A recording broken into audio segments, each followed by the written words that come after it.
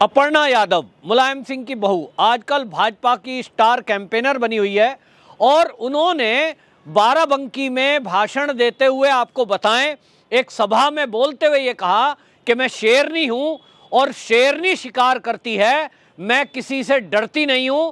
आपको बताएं, उन्होंने ये तक कह दिया कि मेरे साथ राष्ट्रवाद है, मेरे साथ मोदी जी का विजन है, मेरे साथ योगी जी की विचारधारा है और इसलिए मैं किसी गुंडों से डरने वाली नहीं हूं। वो भाजपा के लिए प्रचार करने के लिए बाराबंकी गई थी और बाराबंकी की मोथरी सीट पर वो अरविंद मौर्य वहां के प्रत्याशी हैं, उनके प्रचार में गई थी और जब वो अपनी सभा कर रही थी तो सभा के बीच में कुछ समाजवादी पार्टी जिंदाबाद के नारे लगाए, यानी उनकी सभा को डिस्टर्ब करने की कोशिश की और फिर जब सभा समाप्त हो गई उसके बीच में रास्तों में भी समाजवादी पार्टी के ने जो अपर्णा यादव लौट रही थी उसके रास्ते में बाधा बनने की कोशिश की और जो सभा में लोग आए थे उनको भी डराने की कोशिश की।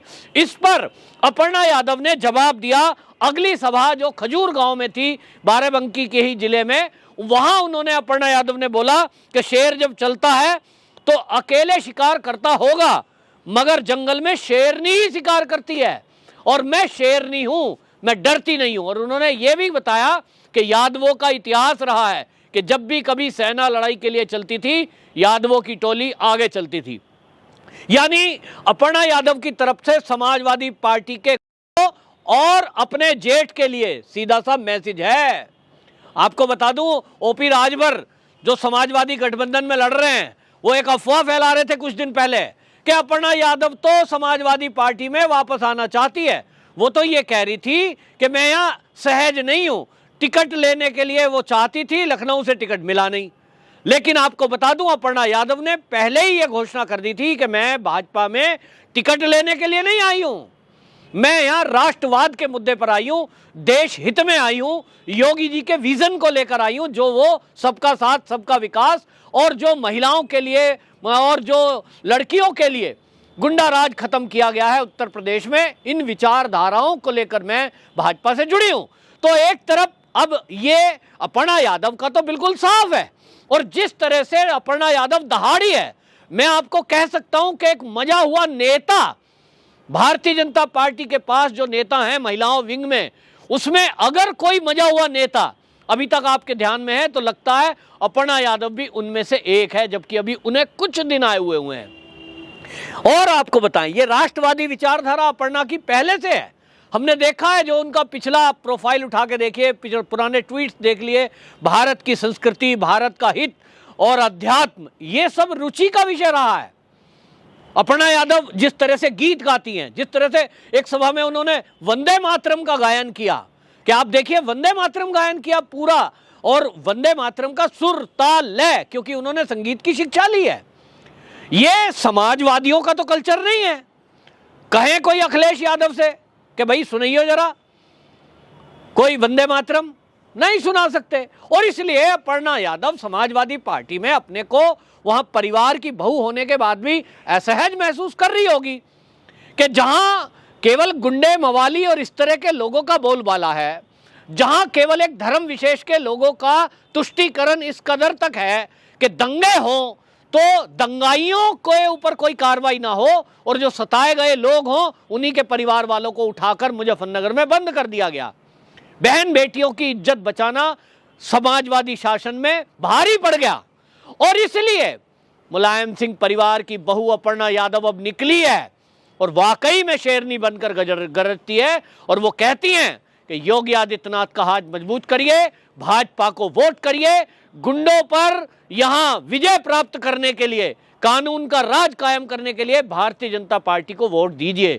मैसेज बिल्कुल साफ है।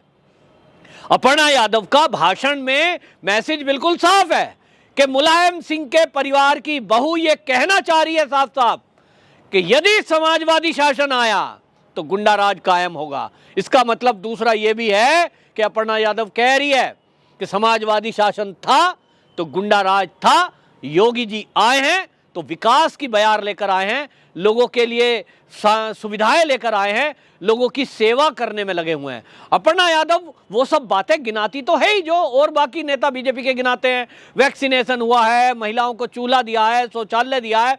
आपको बताएं, एक बड़ी भावना से जुड़ी हुई बातें हैं कि मतलब आप सोचिए, जब देश के प्रधानमंत्री मोदी बने 2014 में, उस समय मोदी जी ने शौचालय की बात करी थी और लाल किले की प्राचीर से करी थी। उसके बाद ये कहा था कि हमें जो है शौचालय बनाने, घर घर में शौचालय, मतलब सफाई, शौचालय, इसकी बात करी थी। तो कांग्रेस समेत ये सारा विपक्ष उनका मजाक बना रहा था कि मोदी जी ये क्या बात कर रहे हैं, शौचालय की क्या बात कर रहे हैं।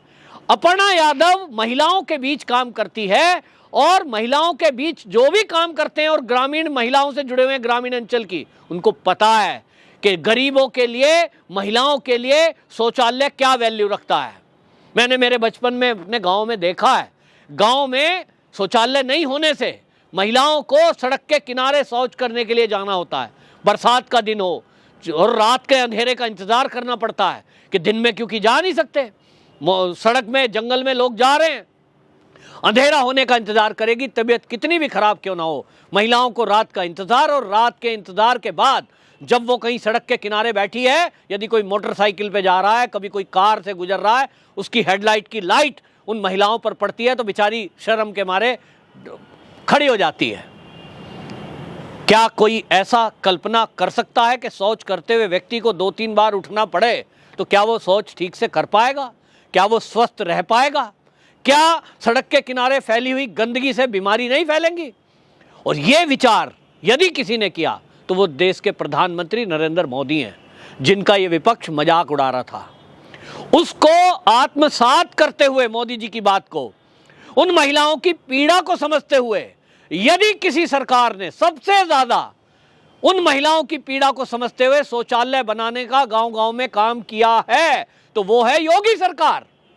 और इसलिए अपर्णा यादव योगी जी के साथ खड़ी हुई है, क्योंकि उसने देखा है कि जब उसके परिवार के लोग शासन में थे उत्तर प्रदेश में, तब तो भ्रष्टाचार के अलावा और कोई बात थी नहीं। कोई सरकारी भर्ती हो तो रिश्वत से होगी, सिफारिश से होगी। कोई सरकारी योजना का लाभ लेना हो, राशन 5 किलो दिया जा रहा है तो लोगों को 3 किलो मिल रहा है, बाकी बांट के बाजार में खा गए। बढ़िया वाला गेहूं दुकान पे बिक गया, घुन लगा गेहूं, लोगों को लेने को मजबूर होना पड़ता था। अपनी आंखों से मैंने देखा है, गीला घुन लगा हुआ, भैया यही आया है पीछे से, लेना हो तो ले, और वो होता था एयर बदल। अपर्णा यादव ने जिन महिलाओं के लिए एनजीओ के जरिए अपना काम किया है, वो गांव की जुड़ी हुई महिलाएं हैं, उनसे सारी जड़ तक की बातें अपर्णा यादव तक आती रही हैं। और इसलिए अपर्णा यादव को जमीनी हकीकत पता थी, तो उसको यह भी पता था कि जिस खानदान में वो बहू बनकर आई है वहां अखिलेश यादव की ही चलती है। नाम कोई तो समाजवादी पार्टी है, जिसको मोदी जी ने कहा केवल एक परिवार की पार्टी है। और परिवार भी छोड़िए, परिवार में तो भाई उसका दूसरा भाई भी है, अपर्णा का पति, अपर्णा भी है, अखिलेश की बीवी भी है। क्या उनकी चलती है? चाचा की चलती नहीं, पिता की चलती नहीं, दोनों की सुनता नहीं, अपनी चलाता है।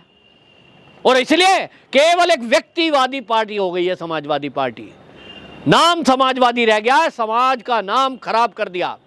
वो तो समाजवादी रही नहीं, व्यक्तिवादी पार्टी। और इसलिए अपर्णा यादव को यह फैसला करना पड़ा कि यदि राष्ट्र के हित में कुछ काम करना है, यदि महिलाओं के हित में कोई काम करना है, यदि संस्कृति की रक्षा के लिए कोई काम करना है, यदि देश हित में कोई काम करना है, तो उसके लिए केवल और केवल जो लोकतांत्रिक पार्टी है वो इस भारत में एक है, भारतीय जनता पार्टी। और इसलिए उन्होंने बीजेपी ज्वाइन की। लेकिन समाजवादियों को यह हजम नहीं हो रहा, उनको मुंह पे तमाचा लगा है। किस मुंह से यादवों के बीच जाकर वो कहेंगे, क्योंकि उनके बहू जो घर की है, परिवार की, वो खुद अपने को सुरक्षित महसूस नहीं कर रही, तो वो लोगों के बीच जाकर जब खड़ी होगी, मैं यादव परिवार की बहू, मैं मुलायम परिवार की बहू, बस इतना कहना बाकी है। तो जितने यादव बेल्ट है उसमें सब लोग समझ रहे हैं, महिला खास तौर पे, कि अगर अपर्णा यादव के साथ अन्याय उस परिवार में ना हुआ होता, उनको बराबर का मौका दिया जाता, बराबर का दर्जा, महिलाओं का मान सम्मान जैसे रखा जाता है उस संस्कार के तहत, वो अगर छोटी बहू मानकर अखिलेश यादव अपनी जो है वो छोटी बहू मानकर भाई की पत्नी को और उनका आदर सम्मान रखता, तो ये नौबत नहीं आती, लोगों को समझ में आ रहा है। और इसलिए आपको बता दूं, यादव बेल्ट में अपर्णा यादव जब जाकर केवल खड़ी हो जाती है तो महिलाओं का हुजूम वो उस तरफ हो जाता है जो अपर्णा यादव बोल रही है। ना भी बोले, सबको पता है कि भारतीय जनता पार्टी में अपर्णा यादव आई है, वो वाकई में किसी एक सीट से एक विधायक बनकर कुछ मंत्रालय लेने के लिए नहीं आई, लंबी पारी खेलने के लिए आई है। और इसीलिए भाजपा इस बात को समझी है। भाजपा ने इसीलिए टिकट नहीं दिया क्योंकि अपर्णा ने ही ये कह दिया होगा मुझे यहाँ केवल मंत्री पद उत्तर प्रदेश का कोई आप महिला विकास या इस तरह का कोई दे दे, वो नहीं, लंबा गेम खेलना है। और वाकई में जब आपको बता दूं, कहावत तो आपने सुनी होगी कि घायल शेरनी जब होती है ना तो वो ज्यादा भयंकर हो जाती है। अपर्णा के साथ कुछ ऐसा ही है।